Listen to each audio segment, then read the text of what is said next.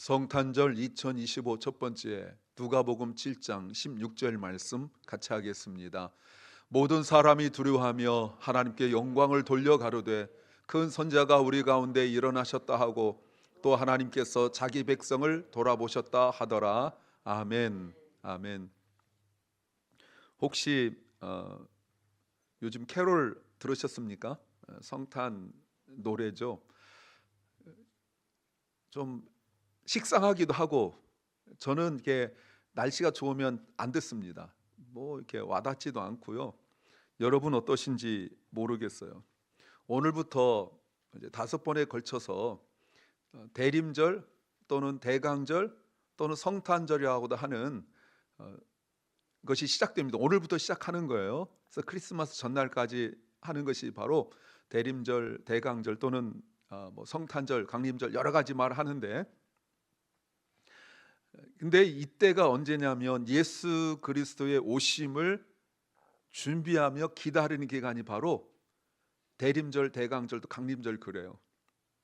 의도적인 표현입니다. 성탄절이란 말은 사용하지 않습니다. 분명히 그러나 성탄절기예요. 어느 절기든 마찬가지지만 우리가 기독교인들이 가지고 있는 절기들 중에 어쩌면 세상 사람들이 가장 즐거워하고 우리보다 더 기뻐하는, 기다리는 것이 아마 이 성탄절이라고 생각합니다. 여러분 어떠세요? 성탄절 기다리십니까?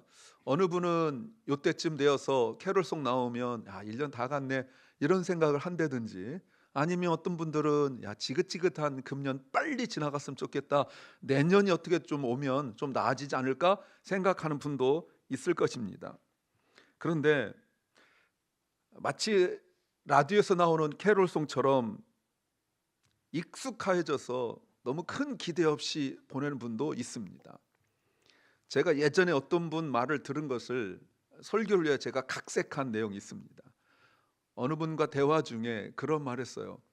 내가 하나님 앞에 기도를 했는데 하나님께서 마치 우리가 온라인으로 이렇게 주문하잖아요. 요즘에 저도 계속 요때쯤 되면 또 아마존을 열심히 보고 있는 기간이긴 한데 일부라도 떨어질까 지금 이렇게 보고 있는 품목이 지금 제가 쫙 펼쳐져 있거든요. 그래서 이제 그거를 클릭하려고 할 때 클릭을 딱 하면 분명히 배송이 됐다고 됐는데 오지도 않고 이럴 때가 있단 말이에요. 근데 이것과 빗대어서 우리 하나님 앞에 하나님 저희 응답해 주세요라고 기도를 했는데 하나님께서 어찌된 일인지 응답을 안 주시는 것 같은 이럴 때가 있어요. 그래서 하나님 앞에 기도하자. 하나님, 제가 지금 온라인 쇼핑 하듯이 하나님께 부탁을 드렸는데 하나님 아직 참고 있는 거 아닌가요? 아직 포장하지 않으신 것이 아닌가요? 라고 궁금해한 적이 있다. 근데 가만히 생각해 보니까 저도 그런 것 같아요. 하나님 앞에 하나님 저 이거 필요합니다, 하나님 저 이거 원합니다 라고 기도를 하는데 하나님께서 어쩐지 그것을 빨리 보내주시지 않는 그런 생각이 들 때도 있어요. 하나님 제 기도 제목 어떻게 된 거예요? 이런 기도 해보셨어요? 하나님 저 이런 기도 제목 어떻게 되신 거예요? 하나님 왜 허락 안 해주세요? 저는 하나님 앞에 저 개인적인 건데 기도할 때 배송 이런 것보다는 제가 옛날 직장 다닐 때 이 귀한 서류를 상사한테 보내면 상사가 이렇게 사인하면 되는 거 아니겠어요? 허락. 그래서 하나님 앞에 제가 가끔 그렇게 또 많이 했었어요. 하나님 하고 올려드리는 거 이거 있었어요. 예전에 제가 학교 다닐 때 등록금 때문에 기도를 해야 될 일이 있었는데, 물론 뭐 기도 안 한 적은 없지만, 근데 제가 이렇게 했어요. 히스기야 말씀을 제가 이렇게 붙들고 하나님 하고 고지서를, 등록금 고지서를 하나님 앞에 이렇게 기도실에 딱 보여드리고 하나님 등록금 이렇게 나왔습니다 라고 했어요. 그래서 기도하고 이렇게 내려오는데 제가 사역하고 있는 교회 말고 다니던 교회 있는데 장로님이 저를 부르세요. 그래서 갔더니 제가 그 교회 성도도 아니었는데 그 교회 옛날 다녔었다고 20만 원이 전도사님 앞으로 등록금이 나왔대요. 그 제 아내는 하나님 응답하셨다고 그러니까 제가 하고 다시 올라가 가지고 하나님 20만 원이고 90만 원이라니까요. 이렇게 제가 그래서 하루 일 보고 저녁 때 집에 왔더니 그때 휴대폰 없을 때니까 어머니가 말씀하시기를 어느 교수님이 전화 왔다고 그래서 교수님한테 전화했더니 교수님이 자기가 아는 어떤 사업가 집사님이 전도사님 그 장학금 주기로 하셨다고 다음 날 가보라고 해서 제가 갔더니 100만 원을 주시는 거예요. 그 제가 어떻게 했을까요? 하나님 100만 원이 90만 원이라니까 이렇게 말하지 않고 감사합니다. 이렇게 제가 근데 하나님 앞에 우리가 이렇게 빨리빨리 응답 주시면 얼마나 좋아요. 그러니까 제가 이런 얘기를 지금 거의 30년 전 거를 하고 있다는 것은 그 사이 별 볼 일 없었다. 지금 그 얘기를 하려고 그러는 거예요. 여러분 어떠세요?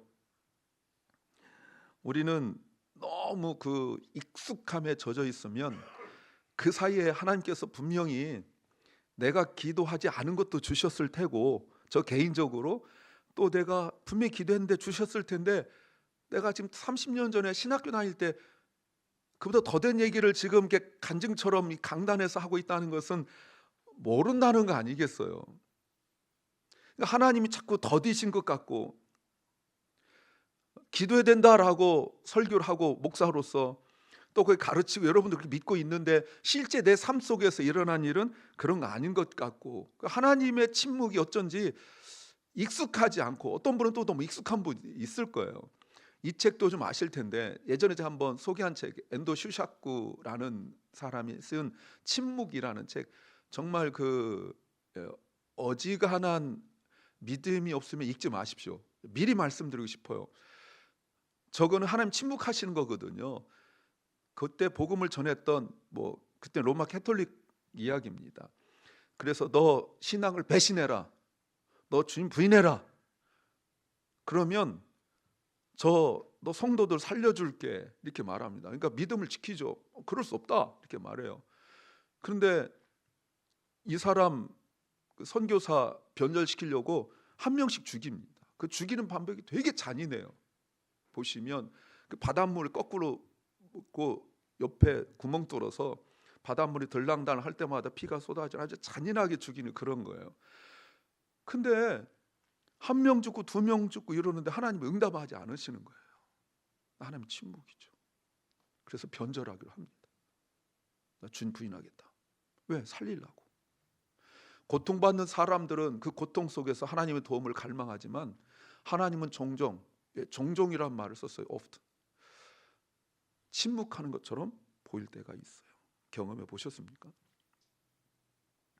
내가 정말 도움이 필요한데 어떤 때는 저 침묵의 책처럼 신앙이 변절할 수준까지 갈 정도로 정말 힘든데 내 생명이 끝날 것 같은 어떤 때는 내가 사업이 망해지는 그런 절박한 이런 상황 속에 있고 많은 사람들한테 욕을 먹고 무시를 당하고 이런 상황 속에 내 던질 것 같은데 내가 그동안 부르짖었던 하나님, 내가 그동안 그렇게 불렀던 찬양 속에 있는 그 하나님, 내가 예배 때마다 찾았던 그 하나님은 어쩐지 나에게 아무 말도 하지 않으시는 것 같고 이 문제에 대하여 관심도 없는 것처럼 침묵하실 때가 있었어요.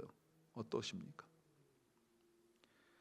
그런데 이러다가 어떤 마음이 자꾸 드냐면 입으로는 차마 말 못하는데 기다려도 소용없다 라는 생각 가질 때도 있어요. 그러니까 기다리는 것이 아니라 그냥 포기해버리는 거죠. 스스로 한번 물어보세요. 이 성탄인 대림 예수님께서 오시는 그 강림을 기다리는 이 기간에 여전히 하나님을 기다리는 긴장감이 내 안에 있습니까? 주님 오신대 라는 이유 때 마치 아이들이 그런 의미도 모른 채로 산타클로스가 선물을 주는 것을 기다리는 그 기다림보다 더 큰 주님이 오신 것에 대한 그 갈망과 그리고 떨림이 내 속에 있습니까? 우리 마음에 이 기다림이 없어지고 말았어요. 근데 제가 이렇게 한번 정의를 내려보고 싶었어요. 기다림은 곧 정비다. 정비는 정미의 언니를 말하는 게 아닙니다. 오빠나 이런 거 말하는 게 아니고요. 정비예요. 영어로 기다림이 season of inner preparation. 자동차 정비하듯이 이거를 정리하는 거예요. 기다리지 않으면 준비하지 않습니다. 기다리는 사람만 자기 마음과 삶을 준비할 수 있어요. 준비하지 않는 사람은 결국 아무것도 기대하지 않아요. 주님이 오셔야만 내 문제, 내 삶이 해결된다고 믿는 그 기다림 속에 있는 사람만 그 주님의 오심을 기다린 것에 대한 그 소망으로 채워져 있어서 이대로는 내가 살 수 없다라는 그 삶의 결단과 또 깨우침으로 내 마음과 삶을 정리할 텐데, 그런 것이 없으면 그저 시간을 보내고 맙니다. 기다린 것이 주님의 그 방문의 오심이 아니라 어쩌면 주님의 부재, 주님의 없으심, 심지어 여기까지도 나갈 수가 있는 거예요. 그러니까 세상 사람들이 기다리는 성탄보다 더 내 마음에 기다림이 있어야 되는데 오히려 그들보다 기다림이 없는 것이 나의 솔직한 마음이죠. 그래서 우리가 깨어 기도해야 되는 거예요. 환난 시대에 그때만 깨어 기다리는 것이 아니라 주님이 오심에 대한 아무런 기대감도 없는 내 자신의 그 잠으로부터 깨어서 기다려야 돼요. 근데 여러분, 주님은 언제나 오셨고 지금도 언제나 함께 하시는 거죠. 문제는 주님이 안 오시는 것이 아니라 우리가 기다림이 없다는 것입니다. 오늘 16절 말씀, 본문 말씀이고 5주 동안 계속 볼 말씀들인데, 사람들이 모두 두려움에 사로잡혀 하나님을 찬양하며 말하기를 우리 가운데 위대한 선자가 나타나셨다 하며 또 하나님께서 자기 백성을 돌아보셨다라고 말하는 거죠. 여러분, 이 내용을 조금 오늘 첫 주니까 미리 말씀을 드리면 나인성에서 일어난 일입니다. 이때 나인이란 말은 영어로 절대 아홉이 아니고요, 또 독일어로 노라는 뜻도 아니라 이 나인이란 말은 행복하다는 뜻이에요. 유토피아라는 뜻입니다. 그러니까 사람들이 꿈꾸는 도시가 나인이에요. 이름의 상징적 의미예요. 근데 인간이 겪을 수 있는 가장 큰 슬픔의 일이 일어났습니다. 과부라는 것은 남편이 죽었다는 의미인데, 남편이 죽은 그 아내가 그 슬픔과 절망 속에서 2000년 전에 여자 혼자 남았다는 것은 정말 비참한 삶이거든요. 그래도 사람들이 이렇게 위했을 거예요. 아무개 엄마, 아무개 보고 참어, 힘내야지, 이랬을 거예요. 그러니까 남편이 죽고 난 이후에 경제적으로나 사회적으로 아무런 보호도 받을 수 없는 상황이었지만 아들 하나 보고 견디고 또 참고 그랬을 거예요. 그런데 그 아들이 죽어버렸어요. 성경에 보면 청년이라고 나와 있습니다. 청년이라 하면 14세가 그 성인이니까 그 아랫 나이를 의미하는 거예요. 이 아들이 이제 크면 그 엄마를 돌보고, 그래도 엄마가 그동안 고생한 것에 대한 보상도 있고 이럴 텐데, 여러분, 그 아들이 죽었을 때 누가 와서 무슨 말로 위로하겠어요? 사람 어차피 죽어, 이런 말로 되겠습니까? 가가지고 또 하나님 뜻이야, 이럴 수 있겠습니까? 그러니까 나인성에서 나와가지고 장례 치르러 장제로 가고 있는데 사람들이 울면서 뒤따라와서 한마디도 하지 못해요. 근데 정말 우연처럼 주님이 제자들과 함께 나인성으로 가던 길에 그 장행녀를 딱 만났습니다. 세상에서 가장 슬픈 여인이 과부로서 외아들을 잃은 그 여인일 텐데, 그 여인에게 주님께서 따라 울지 마라, 이렇게 말씀하십니다. 그게 안 울 상황이에요. 근데 웬일인지 여자가 아무 말 하지 않습니다.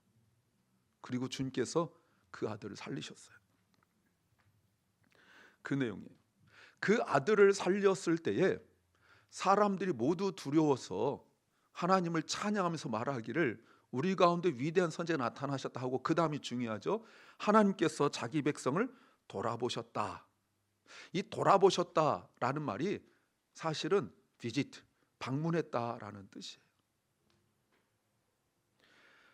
이 방문했다는 말이 다녀갔다는 말이 아니에요. 하나님의 돌보심과 중요한 말이 하나님의 간섭이 시작됐다라는 뜻입니다. 그래서 하나님은 고난 중에 있는 자기 백성을 방문하신 분이에요. 요걸 우리가 깊이 마음에 새겨 두셔야 돼요. 하나님은 고통 중에 있는 자신의 백성을 방문하신다는 겁니다. 이 방문이 한글 성경이 돌아보셨다라는 말이 아주 기가 막힌 번역이에요. 그저 방문해 가지고 나 왔어 하는 정도가 아니라 그 고통당하고 있는 사람의 필요, 아픔, 슬픔에 들어가셨다. 그 고통 속 들어가셨다는 의미거든요. 이 말을 좀 이해하기 위하여 우리가 구약을 좀 보셔야 돼요. 이 단어가 구약에서 어떻게 쓰였는지 창세기 말씀에 21장 1절에 2절 보겠습니다. 여호와께서 말씀하신 대로 사라를 돌아보셨다. 근데 돌아보셨다, 로즈 비지트 세라, 사라를 방문하셨다고요. 이미 내가 방문하겠다고 말씀하셨고 방문하셨고 하나님께서 약속하신 대로 이미 방문하시기 전에 He had promised, 약속하신 것이 있었는데 그 약속하신 것을 행하셨는데 2절 보십시오. 여러분 2절에 사라가 임신하였고, 여기서 우리가 쑥 지나가면 안 돼요. 이때가 사라가 89세예요. 있을 수 없는 일이에요. 남편 99세 때예요. 이 임신이라는 사실 자체가 인간 세상에서 일어날 수 없는 일이라 이 말입니다. 그래서 임신을 직접 한 사라 자체가 믿을 수가 없었어요. 여러분 잘 보세요. 내가 고통 속에 있을 때 하나님이 개입하셔야, 하나님께서 찾아오셔야 이 문제 해결된다는 것을 알고 있지만 내 상황 힘들면 기대조차 하지 않는데, 그게 우리 사라거든요. 그게 바로 우리고요. 그런데 그 사라에게 주님께서 말씀하셨고 사라가 기대하지도 않고 원하지도 않았는데 찾아오신 거예요. 어찌 보면 사라가 그래도 하나님께서 자신을 돌아보실까라는 그 아주 가느다란 신락 같은, 그때 그 신락 같은 희망도 사실은 65세 때거든요. 지금 나이 65세도 임신 가능성이 없는 겁니다.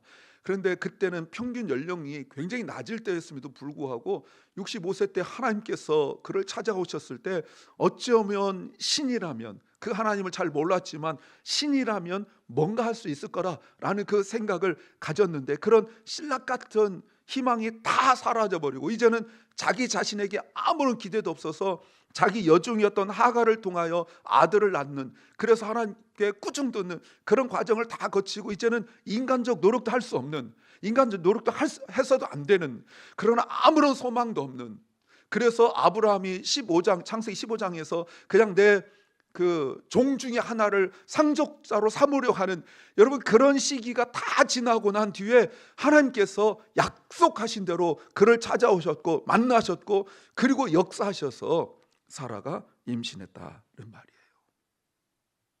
또 하나 출애굽기 4장에 나와요. 31절. 이때는 하나님께서 모세를 부르셔가지고 설득하신 다음에 애굽으로 보내서 그때 이스라엘 사람들 만나서 이야기를 하는데 안 믿어요. 자기들이 지금 누구의 압제 가운데 있냐면 바로 압제 가운데 있어요. 바로가 어떤 게 했는지 여러분 1장부터 보시면 아시죠? 아들이 태어나면 죽여버리고 이런 일들을 저질렀고, 그리고 노예로서 그렇게 어마어마한 고통과 아픔 속에서 일을 해야 되는, 날마다 이 장에서 고통 속에서 부르짖고 눈물을 흘리고 이러지만 자기들 삶의 문제를 스스로 해결할 수 없는 이런 상황들 속에서 그들이 정말 신음소리에조차 귀를 기울이시면서 하나님께서 아브라함과 언약을 생각해내시고 그리고 모세를 준비하셨어요. 그리고 세월이 훌쩍 지났죠. 그리고 모세를 보내셔서 아론을 만나고 그들에게 이야기했을 때 그 백성들이 믿었으며 여호와께서 이스라엘 자손을 찾아오셔서, 보이시죠? 찾아오셔서 그들의 고난을 돌아보셨다는 말 듣고, 여러분 그 다음이 매우 중요해요. 땅에 엎드려, 이 땅이란 말은 제가 넣은 말이지만 경배했다, 엎드려 경배했다, 이 말에 담긴 의미가 땅에 엎드려 경배했다는 뜻이에요. 이 단어가 처음 나온 단어입니다. 그 제가 설교를 준비하면서 이 경배했다. 이거 한번 설교로 정리해야 되겠다라는 생각을 제가 했는데, 제가 요즘에 자꾸 약속만 하는 것 같아가지고 그렇지만 하여튼 마음은 있습니다. 그 마음만 알아달라, 지금 그 얘기를 좀 하고 있는 거예요. 자, 보세요. 이스라엘 백성들이 고통스러워서 힘들어서 벗어나길 원했어요. 기도조차 못했습니다. 기도하는 자에게만 찾아간 건 아니에요. 자기 백성에게 찾아가신다고요. 벗어나고 싶은데 자기들의 능력과 실력으로 벗어날 수도 없어서 그 처참함과 슬픔, 눈물 속에서 그저 있을 수밖에 없었어요. 근데 하나님께서 먼저 움직이셔서 그들을 건져내신 것이 곧 출애굽입니다. 그러므로 기억하십시오. 하나님의 방문은 하나님이 내가 너를 알고 있다, I know you 라는 구체적 돌보심의 사건이에요. 그래서 하나님의 은혜는, 하나님의 방문은 은혜로 시작하고 은혜로 마쳐요. 내가 어떤 자격을 갖췄기 때문에 오신 것은 아니에요. 내가 하나님께서 나를 선택하셨다는 그것 때문에 나의 나됨과 나의 실력과 능력과 그리고 나의 계획에 의하여 하나님 나를 방문하신 것이 아니라, 하나님이 먼저 나를 사랑하시고 나를 선택하셨고 하나님의 자녀 삼아주신 그 관계 때문에, 내가 지금 당장 나 어려울 때 하나님께서 돌아보지 않으신 것 같지만 하나님이 방문하셨다는 것은 내가 너를 알고 있다라는 구체적인 돌보심이에요. 엘리야가 자신을 죽인다는 그 말을 듣고 절망 속에서 아무것도 먹지 않고 눈물 흘리며 그저 로뎀나무 그늘 아래서 자고 그냥 널브러져 있을 때 하나님께서 주의 천사를 보내셔서 그를 쓰다듬으시죠. 일어나라, 일어나라. 여러분, 그 말이 뭐예요? 내가 너를 안다. 아마 어지간한 성질 급한 사람들은 발로 찼을 거예요. 네가 선지자냐? 네가 지금 이럴 때냐? 너 정신 바짝 차려야 되지 않아? 이럴 텐데 하나님은 아무 소리 안 하시고 쓰다듬으시고 먹을 걸 주시고 힘내, 힘내. 그래서 그를 호렙산까지 인도해 가시잖아요. 그때서야 하나님께서 엘리야를 부르시는 거예요. 불도 아니고 폭풍도 아니고 아주 세미한 음성으로 엘리야야, 엘리야야, 너는 왜 지금 여기 있느냐? 그랬더니 하나님, 나 죽겠어요. 나를 죽이려 하잖아요. 왜 가만히 계세요? 막 이런다고요.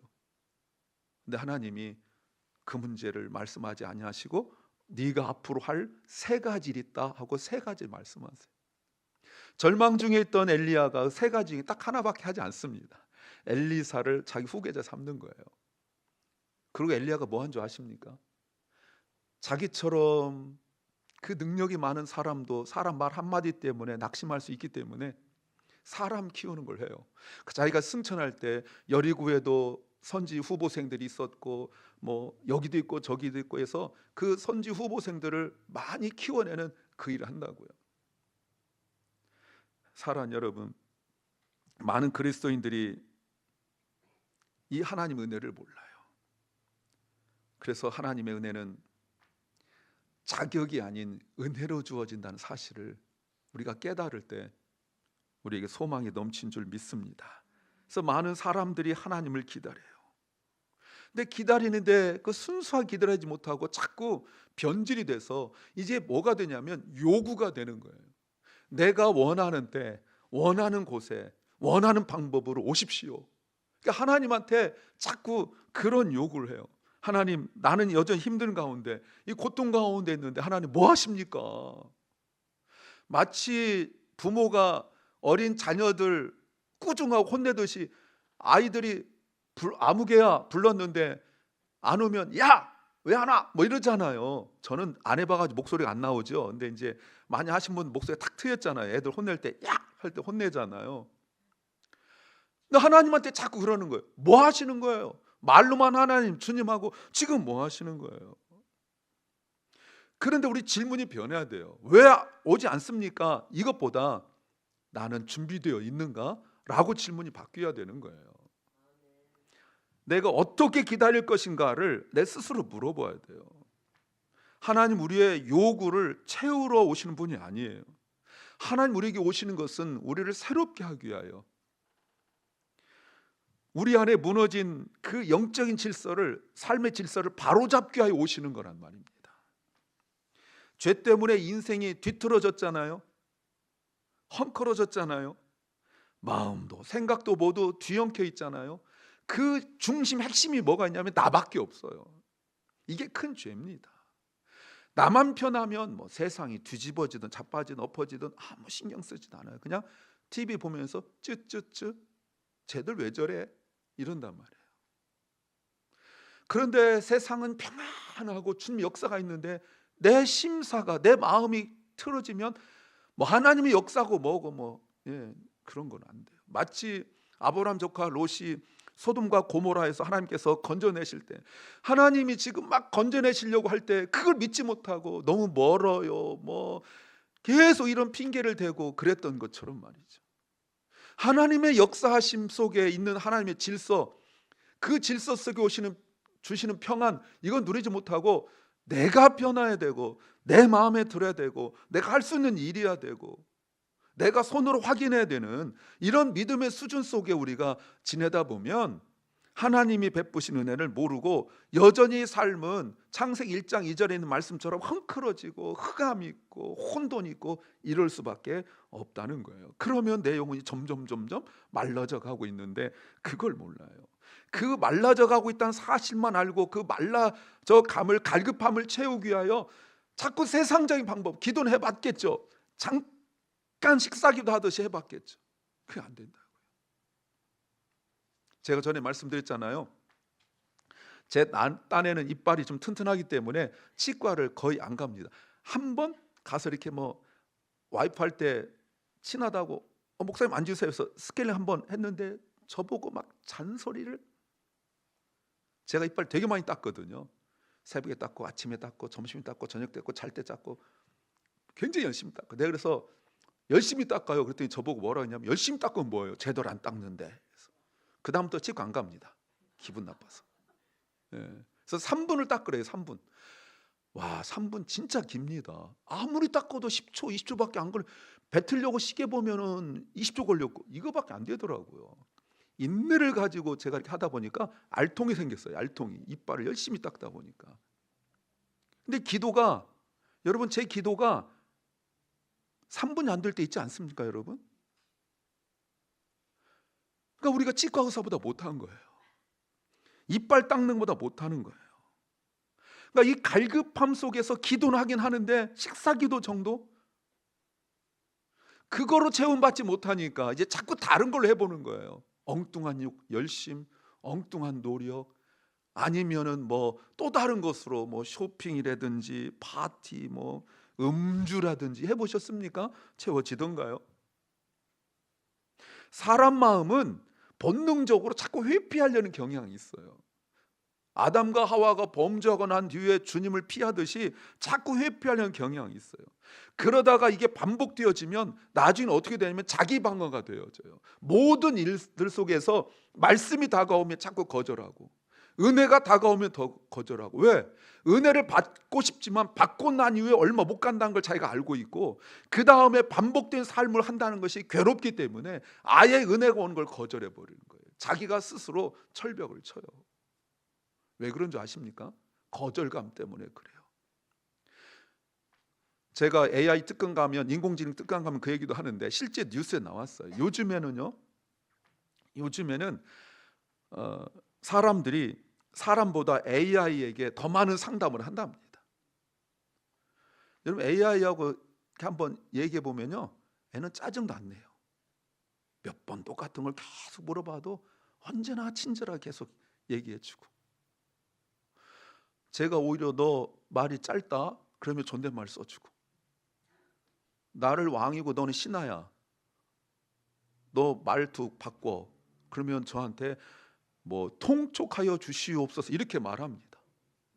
밤에 물어봐도 대답 잘해주고, 낮에 물어봐도 대답 잘해주고, 혼자 있을 때 물어봐도 되고. 그러니 점점 AI하고 대화가 많아진다는 거예요. 왜 그렇다고요? 거절의 두려움 때문에 그렇대요. 사랑하는 아내에게 또는 남편에게 사랑한다는 전제를 깔았습니다. 한번 물어보세요. 똑같은 질문 한번 3번만 해보세요. 예. 아마 수십 년 살아도 힘들어요. 하나님 앞에서도 그런 마음이 있어요. 하나님 앞에 가서 기도하고 또 기다리고 하는 것이 어려워요. 괜히 기도하고 기다리다가 상처받을까 봐. 어떤 상처? 응답 주지 않는 상처 말이죠. 그런데 복음은 우리에게 그렇게 말씀하지 않으세요. 복음은 하나님은 우리가 준비되지 않았을 때조차 찾아오시는 분이시라고 말씀하고 있어요. 마치 과부가 외아들이 죽었을 때 울고 있을 때 주님께서 그 여인이 주님 살려주세요라고 매달리지 않았는데도 찾아오신 것처럼 의외성이라고 말하죠. 이제 우리는 하나님이 찾아오실 때 비로소 우리 인생이 정리된다는 것을 간증으로 말씀하실 수 있어야 됩니다. 그래서 대림절은 단순히 기다린 때가 아니라 하나님 앞에 나 자신을 다시 한번 정비하는 시간이에요. 그러려면 여러분 가장 첫 번째가 회개하는 거예요. 회개 없는 기다림은 진정한 기다림이라고 말할 수 없습니다. 이 회개라는 것은 내가 무슨 도둑질하고 살인하고 이런 것이 아니라 자기 중심에서 돌이키는 거예요. 나의 시간에서 하나님 시간으로, 나 중심에서 하나님 중심으로. 이게 바로 회개예요. 하나님의 방문은 시간 속에서 언젠가 한번 일어났던 것이 아니라 여전히 믿음으로 기다리고 있는 사람에게 주시는 하나님의 역사하심입니다. 그래서 죽은 과부의 아들을 주님께 살리셨을 때 그 방문이 단지 죽은 자를 살리는 기적으로 끝난 것이 아니라 하나님께서 이미 그 과부의 눈물과 절망 속에서 은밀히 개입하고 계셨던 거죠. 그게 긍휼이고 그게 임마누엘이고 그것이 헤세드예요. 그러므로 기억하십시오. 기다림은 하나님의 간섭의 다른 얼굴이에요. 기다린 자에게 하나님의 그 얼굴을 볼 수 있을 것입니다. 성경 속에만 있는 창조주시고 전능하신 그 하나님이 아니라 나의 이 작은 일에도 눈물을 흘리는 그 하나님. 욥기 할 때 말씀을 드렸지만 욥이 부자였을 때, 욥의 말입니다. 부자였을 때 감히 자기한테 쳐다도 못 보고 말도 함부로 하지 못하던 사람들이 자기가 이런 어려움을 당했을 때 자기 아내도 욕하고 친구들 찾아와서 욕하고 그러니까 그동안 나한테 그렇게 하지 못했던 사람들이 나를 만만하게 생각해요. 그래서 나를 향해 침을 뱉어요. 그게 너무 자기가 서러웠잖아요. 근데 자기 또 다른 자아가 그 침뱉음을 당하고 있는 자기 쓰러진 자기 자신을 향하여 나밖에 끌어안을 수 없어서 가서 끌어안고 보니까 내 얼굴이 아니고 누구 얼굴이었어요? 주님의 얼굴이었다고. 내가 모욕당하고 내가 무시당하고 내가 침뱉음을 당하고 그런 줄 알았는데, 그래서 분통이 터지고 자존심 상하고 속상하고 그랬는데, 그래서 내가 긍휼한 마음으로 가서 안고 보니까 사실은 주님이 나 대신 침뱉음을 당하고 무시를 당하고 있었다는 거예요. 그 주님이 우리를 찾아오신 줄 믿습니다. 그 기다림 속에서 성령께서 우리를 만지세요. 성령께서 우리 속에서 조금만 더 기다려라. 주님이 너를 잊지 않으신다. 주님이 너를 위하여 준비하고 계신다 라고 우리를 붙잡아 주시죠. 사랑하는 주님의 성도 여러분, 주님은 우리를 잊지 않으세요. 그렇다면 대림절은 탄생 기념이며 또한 재림 준비 기간입니다. 성탄이 계속되다가 결국은 주님께서 second coming, 주님께서 다시 이 땅에 오실 때를 우리가 맞이하게 될 것입니다. 우리가 이때 깨어있지 아니하면 마치 신랑을 기다리다가 기름이 떨어져 잠을 자며 기름을 떨어졌던 그 어리석은 처녀들처럼 우리가 그렇게 주님 오심을 자면서 맞이할 수도 있습니다. 그러므로 우리가 회개하시고 그리고 고백하십시오. 이렇게 고백하세요. 주님의 돌보심을 믿고 고백하는 사람만이 주님의 발자취를 듣는다. 여러분, 주님의 지금 발소리가 귀에 들려야 되죠. 나를 향하여 오고 계신 그 발자취, 성령의 도우심을 기도하십시오. 나를 이 자리까지 인도하신 주님을 믿으십시오. 팀 켈러의 책 기도라는 책에서 똑같이 말하진 않았지만 팀 켈러가 계속적으로 강조하는 것이, 하나님은 우리의 모든 요구를 다 들어주시진 않지만 우리를 버리진 않으신다. 성령께서 바로 그 하나님의 일하심을 우리에게 알게 하세요. 침묵 같아 보여도 결코 침묵이 아니라 하나님이 우리와 함께 하실 때, 우리가 낙심한 것 같고 좌절한 것 같고 이제는 다 포기할 것 같은 바로 그때 하나님은 우리를 향하여 얼굴을 비추시고 사랑의 얼굴 우리를 바라보고 계신 줄로 믿습니다. 여러분, 우리가 그리고 이렇게 고백할 수 있을 것입니다. 같이 한번 읽어볼까요? 하나님이 자기 백성을 방문하셨다. 자기 백성에 자기 이름을 넣는다면 하나님이 나를 방문하셨다. 그래서 나를 회복시키시고 내 마음과 그리고 내 생각과 인생을 다시 한번 정리해 주실 그 주님을 기다리는 성탄절, 대림절 되시기를 주의 이름으로 축원합니다.